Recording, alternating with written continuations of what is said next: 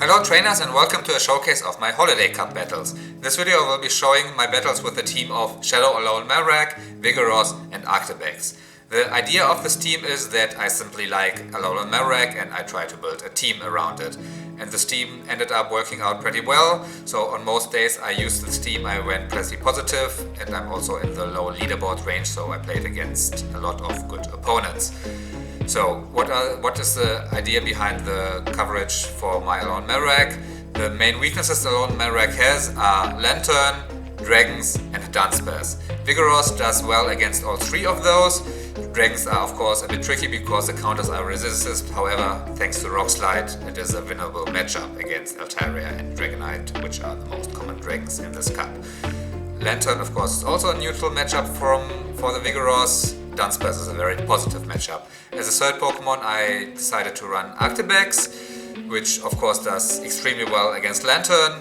It does well against other dragons because it has access to Icy Wind, which allows it to debuff other dragons and then just outdamage it with the Dragon Breath. Dunsparce isn't the best matchup for Arctibax, however also if you go for the Icy Wind debuff you actually win the matchup in the 1 and 2 shield, because if you shield the first Rock Slide, the next Rock Slide plus the rollouts are simply not enough and you are able to Dragon Breath it down after one Icy Wind debuff. There are of course some core breakers for this team. The biggest one is maybe Jellicent out of the common Pokemon, but as you will see in one of the battles, Jellicent is not impossible to beat with this team. So one more note here before we dive into the battles, you won't be seeing any RPS battles because rather than showing multiple continuous set, I decided to handpick some of the best battles I've had in the previous days, so I hope all of these battles are exciting to watch, so let's dive into the battles. In the first battle we have a Skarmory lead, which is a very good lead for Alolan Marowak. It's also one of the most common leads I face, which is why the team worked so well for me. My opponent safe swaps into their double, which I have a strong answer against with my Vigoroth. However, I don't swap immediately because I want to try to catch a payback. However, they bait with a Body Slam here, which means they already are at a second Body Slam. The third Body Slam I would have to shield, and I don't want to invest a shield into this matchup, so I throw a Rock Slide right before they reach the Body Slam. And I throw the Rock Slide rather than a Body Slam because I think from this range a Body Slam wouldn't have quite been enough. So now the Skarmory can farm down my Vigoroth, which is not ideal because even though Alolan Marowak has a positive matchup, the energy can be scary because the Skarmory can almost one-shot with a Brave Bird. So yeah, the Skarmory is 4 Steel Wings away from a Brave Bird. They try to catch a Shadow Bone, which luckily I don't throw, so the problem here is I don't have a strong answer to the Dunsparce because they baited out my Vigoroth already. So I deal some chip damage with my Bone Club and then switch into my Arctibax. The problem here is that from this range I can't quite farm down the Dunsparce with Fire Spin, so I decide to actually shield a Rock Slide. However, now the problem is my opponent can just let the Dunsparce go and farm down with Skarmory and then potentially fire 2 Brave Birds into my Alolan Marowak. So I actually decide to undercharge here to make sure my my Arctibax is as low as possible. Also note that my opponent also chooses not to throw another Rock Slide because they want to do just that. Farm down with the Skarmory. They actually shield my Icy Wind here, which is a little lucky for me. So now the Skarmory does not have enough energy to throw 2 moves, so I can safely throw a Shadow Bone here. The only win condition my opponent has left is hoping this is a Bone Club. So they let this go and I win this first game. Next we have a Lantern lead, which of course isn't ideal, so I typically safe swap into my Vigoroth here, and my opponent also stays in, so I typically also throw my Body Slam immediately to catch up the turn I lost with the swap in the beginning. My opponent stays in and takes a Body Slam. What do they do next? They build up to a Thunderbolt, and because they are still staying in, I anticipate maybe I can force switch my Vigoroth and actually shield it, and they bait with a Surf. Now they safe swap their Skarmory and I try to throw my Rock Slide on CMP, which works out perfectly, so I actually undercharge here to give more farm to my Alolan Marowak. However, the Sky Attack here doesn't even KO, so yeah, because I want to farm down the Skarmory fully with my Alolan Marowak, I don't even throw a move. However, this means the Skarmory now reaches Brave Bird, which I have to shield because it actually does more than a Surf from the Lantern. and I continue to fully farm down the Skarmory. Now I do one Fire Spin and throw a Shadow Bone, which wouldn't quite be enough from this range to KO the Lantern, but puts it very low. And actually I stay in a little to try to catch a Surf, which doesn't quite work out, but my opponent still throws a move, which tells me they don't have a good answer to my Arctibax, and they actually have Altaria in the back. So I throw in Icy Wind here. This is one of those situations where Icy Wind is actually useful because it decreases the damage it can deal both on the Arctibax and the Alolan Marowak. And thanks to the debuff, I live a Sky Attack here quite comfortably. Now this game is not over because on the one hand I need energy for the Lantern, but I also can't put myself too low because otherwise the Lantern could KO me just with Sparks. So I need to build up some energy and throw it right before Altaria reaches a move to make sure I outpace the Lantern and have enough HP to survive the Sparks, and this works out just fine. So yeah, my lose condition here is that there's my opponent gets a third shield, but luckily the child move still deals damage as it should. Next up we have a Drift Lead, which is quite rare in this cup, so I'm not sure how to play this ideally. What I try to do here is I do 5 Fire Spins and then I hope I can catch a Shadow Ball on my Vigoroth. However, they actually bait with an Icy Wind here. So now I want to, of course, to land a Rock Slide into this Drift Limb. However, as you can see here, my opponent actually doesn't do another Hex, but rather they stop attacking. I noticed this, and this is a technique people often use to catch a move when you have different fast move lengths. So because I see that they don't attack, I call that they want to make a catch, so instead of throwing my Rock Slide I keep doing counters, and this is the right decision because my opponent tried to catch on a Chesnaught, which would have resisted the Rock Slide. So instead I do a couple of Body Slams here. The opponent builds up a lot of energy and throws that Frenzy Plant just on CMP, so they don't have to invest a shield into this matchup. Now they have a lot of energy, but Frenzy Plant doesn't quite deal a lot of damage on the Alolan Marowak, so I don't have to shield here. So yeah, now they come in. I'm actually quite low, so even if it's another Icy Wind, I have to shield it. And I actually make a little mistake here, because as you can see from the damage the Hex deals, I only survive one more Hex. So I throw a Shadow Bone here, and what I should do is I should immediately switch out to the Arctibax because I don't live the next Hex, and the problem is then I only have my Arctibax left and I can't reset the debuff. So instead of throwing the second Shadow Bone, I should have immediately switched to my Arctibax and stored the Shadow Bone for later. So yeah, as you can see now the Drift Limb can double debuff my Arctibax, and now I'm in a rough spot because I can't reset the debuff, and also this is one of the matchups where Avalanche would be better because even if I'm not debuffed, an Icy Wind doesn't quite KO a Whimsicott. If I still had the Shadow Bone stored, I probably could have won this, but yeah, because I let my Marowak get KO'd, I win this game. Next up we have a Vigoroth lead, which is one of the most common Pokemon in this cup, so let me talk a bit what I think about this matchup. The thing here is that I deal a lot of damage with my Fire Spins. I of course have to shield a Rock Slide from the Vigoroth, and the problem is that I can't really use my energy efficiently because this Shadow Bone is double resisted and Bone Club is just a bad move, which I don't want to throw. I'd rather have a different matchup where I can use my energy more efficiently. So what I do here is I build up some energy and then I swap out. And additionally, what I also try to do is to catch a move on my Vigoroth. So what I do after 4 Fire Spins, I wait a turn and then I swap to my Vigoroth, which gives my opponent little time to react to the swap, and often this works. I don't swap immediately after the 4th Fire Spin because then my opponent has a full second to react, and I only wait 1 instead of 2 turns because then I can sneak in a counter if the catch is successful. Yeah, so I successfully catch a Rock Slide here. They swap into their Serperior, which I deal as much damage as possible to with my Vigoroth, and I could have fought for Switch here by just shielding here, but because they didn't shield, I suspect Switch isn't important to them. They throw a Frenzy Plant here, which isn't that scary. And actually they have a Lantern in the back, so Switch would actually have been very helpful here. So what I do here is I switch to my Arctibax because, of course, Marowak doesn't have the best matchup against Lantern. Arctibax also doesn't have the best matchup against Vigoroth, but by luring it out I can now farm it down with Fire Spins.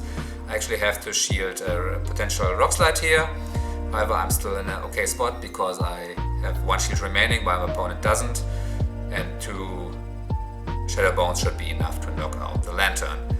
And because the defense drops here, I actually hope that a Bone Club is enough, which might be a mistake because the Lantern wasn't quite at the move yet. However, they are not at double serve yet, so I can KO with an extra Fire Spin. Next up we have a Lantern lead, which again isn't a great lead, so I Safe Swap into my Vigoroth. My opponent is staying in, so I throw a Body Slam immediately to catch up the turn I lost at the beginning. And my opponent continues to stay in, which tells me they don't have a good Vigoroth answer, so I decide to actually fight for a switch here. However, I get baited here, so I throw a Body Slam right as they reach another move. I probably should have thrown the Rock Slide here because that would have been enough to knock out. I don't want to invest 2 shields into this matchup. However, luckily for me, I actually survive a Thunderbolt and survive the matchup just with enough HP to throw a Body Slam into their next Pokemon, which happens to be a Stunfisk. Arctibax has quite a good matchup against Arctibax, so of course I come in with the Arctibax. However, the Mud Bombs eventually do end up, so I throw an Icy Wind right before they reach their second Mud Bomb. Now, my opponent should throw a Body Slam immediately to make sure I'm not able to throw a Dragon Claw, but for whatever reason I also make a mistake by not throwing the Dragon Claw. So now my opponent has some extra energy and all they have to do is to throw double payback and they win the game. So I call a Body Slam here, Body Slam bait here, which would have been my best win conditions. However, actually I survived the payback. And this is quite interesting because now I'm in a range where they would have to throw another move, but because I still have a shield remaining, if they throw a move, they give me a free Fire Spin, and if they give me a free Fire Spin, I win the game because I am able to Fire Spin it down. So they actually don't throw a move, and this matchup actually ends up being a draw. In the next game we have another negative lead with this Altaria, so once again I Safe Swap into my Vigoroth. My opponent actually responds in with their Ninetales. They can guarantee that they get switch advantage here, however I can get both shields, so it's not the worst spot for me. I have to shield this Weather Ball if I want to get both shields from my opponent, so I do just that and throw a Rock Slide to either get switch or both shields from my opponent. After the Rock Slide I actually stop attacking to maximize the farm I can get on my Alolan Marowak. However, my opponent also stops attacking, and this is a little awkward because if we wait too long, my opponent can just give me no farm at all because then they can switch back to their Altaria and actually they save their Alolan Ninetales and switch into their Dunsparce, which I don't have a good answer to. So I deal as much chip damage as possible with this Bone Club and a couple of Fire Spins, and after they fire one move I switch into my Arctibax. I decide to let this Rock Slide go and actually shield this Rock Slide and deal as much damage as possible with the Dragon Blast before throwing my Dragon Claw, so I can reach Icy Wind against Altaria. And because one-turn moves are so difficult to count, I actually decide to throw my Icy Wind immediately because I don't expect my opponent to have kept track of the energy perfectly, but they actually do, which ends up losing me the game because they catch the Icy Wind. So very well played by my opponent. I actually am able to reach a Shadow Bone against the Altaria, however it's not quite enough. So very close game and very well played by my opponent. In the next game we have an Abomasnow lead, which is one of the best leads possible, and also a Lantern Safe Swap, which also I have a very strong answer against with the Arctibax. So at first glance this does seem like an RPS match, however my opponent has something in the back which makes this actually quite difficult. So in this matchup I decide to throw the Dragon Claw right before they reach another move to make sure I don't have to invest a shield into this matchup. Of course they come back in with the Abomasnow and I try to debuff them with an Icy Wind, which they of course don't shield because the Abomasnow is not their win condition, and actually they have a Jellicent in the back, which is very hard for me because Vigoroth doesn't do great and Marowak only can deal damage with Shadow Bone here. So yeah, I'm in a very kind of rough spot, however I was able to get a shield and the Rock Slides eventually do add up, however the Rock Slides are very slow. So I actually decide to shield the Surf because otherwise I was afraid that the Jellicent would have been able to farm me down with bubbles and then fire 2 surfs into my Alolan Marowak. Yeah, so I shield once and I'm actually lucky to survive the next surf with 1 HP, so I'm able to land another Rock Slide, which allows me to farm down the Jellicent with Fire Spins. Yeah, so even though I had an amazing lead and an amazing response to the save swap of my opponent, it actually get very close because Jellicent is very tough for this team. Next we are faced with a non-Shadow Alolan Marowak, so it's almost a mirror match. This is of course very awkward because this matchup depends a lot on bait calls. However, 1 Shadow Bone is not quite enough in the Shadow against non-Shadow matchup, so I now shield the first move, which also ends up being a Bone Club, which is lucky for me. So now I can safely wait a turn because my opponent doesn't have a move stored, and to make sure my move doesn't get caught, and I get a shield with my Shadow Bone, so I can... My opponent didn't even build up to a Shadow Bone, so I can safely no-shield this. However, my opponent just threw the Bone Club to be able to snipe me with the Arctibax, which was a pretty good play. However, I can respond to the Arctibax with my Vigoroth, which puts me into a pretty good spot. I no-shield my Vigoroth here and decide to throw the Rock Slide before I get too low. So now I have a shield advantage and Arctibax against Alolan Marowak and whatever they have in the back, and they actually stay in here because I think at this point their switch clock should be up. I shield the first move because at some point they probably will throw a Shadow Bone and I still have both shields available. I throw another Dragon Claw here to be able to KO them before they can throw another Shadow Bone. They don't even build up to the Shadow Bone, so if I counted correctly, this is a Bone Club, and yeah, they actually stay in with the Marowak, which is very interesting, and this is because they are very weak to my Arctibax in the back with their Lantern, and thanks to the Bone Club damage, they are now able to spark me down. What I should do here is I should throw the second Dragon Claw and then I should switch immediately to my Vigoroth, because it's unclear if I reach a third Dragon Claw, and if I do, it doesn't matter if I do it now or after my Vigoroth is KO'd. So because of this, the Lantern now has a lot of energy. However, they are not quite yet as double surf, so lucky for me, I am able to throw the Body Slam on CMP and win this game. But yeah, it would have been a lot easier if I switched out after throwing my second Dragon Claw with the Arctibax. In the next game there is once again a Lantern lead, which as always I save swap into my Vigoroth and my opponent responds with a Frostlass, which isn't too bad because I survive an Avalanche and can take both shields with my Rock Slides if I invest 1 shield of my own. Yeah, so I let the first Avalanche go, they win the 2 shield scenario regardless, and they throw their second Avalanche on CMP, and I actually decide to shield it to be able to either get switch or both shields from my opponents, and yeah, they fight for switch advantage, and now I can farm down with my Alolan Marowak. However, they are able to reach a Shadow Ball here. It makes no sense for my opponent to bait here, so I shield this. And yeah, they of course come back in with their Lantern, and I make a very subtle mistake here because after the Shadow Bone, of course, I will immediately switch out to my Arctibax. However, Shadow Bone is able to debuff, and this debuff is useless because my opponent will most likely respawn by switching out as well. So if I switch to my Arctibax immediately and store the Shadow Bone for later, I'm able to land that Shadow Bone. However, in that case, the debuff of the Shadow Bone would stick. In this case, it does not. So it would actually have been smart in this situation to keep on to my energy. But either way, I throw the Shadow Bone here, and as said, I immediately switch to my Arctibax. And my opponent has a Dugong in the back, which is also very rare in this cup. And because Arctibax is part Ice type, it's neutral against Ice type damage, so this isn't the worst matchup. My opponent, of course, debuffs me here with an Icy Wind. I'm able to get off another Dragon Claw before they actually have to throw another Icy Wind here, because otherwise I would have been able to Dragon Breath them down. And they are almost low on energy, so I can safely farm down with my Alolan Marowak.